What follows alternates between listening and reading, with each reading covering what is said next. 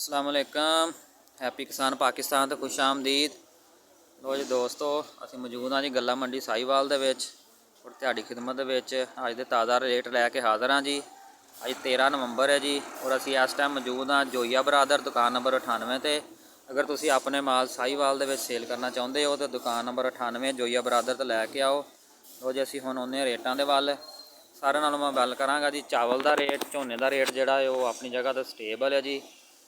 1509 कायनात का जरा रेट है वो हत्थ वाला माल जड़ा है साफ सुथरा माल जड़ा अज का सिरा वो 5000 रुपया और जड़ियाँ ज़्यादा ढेरियाँ 4700 4800 में सेल हुई। कटर वाला माल जरा 4200 रुपये तो ला के 4600 रुपये तक रेट है जी। इस तो बाद कायनात और 1509 के सेम रेट चलते पे जी। जो मक्की वाला आई है जी, मक्की का 1700 रुपये तो ला के 2150 रुपये साहिवाल का अज का रेट है जी।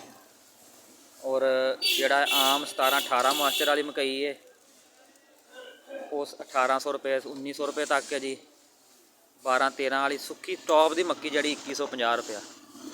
इस तो बाद जो असी गल करिए जी गंदम का 43-44-4500 रुपये तक रेट बरकरार है जी गंदम का। और तिलों के हवाले नाल ये खबर है जी 19,500 का रेट है जी अज का साहिवाल गल्ला मंडी के। काटन का रेट जोड़ा है वह मंदा जारी है जी।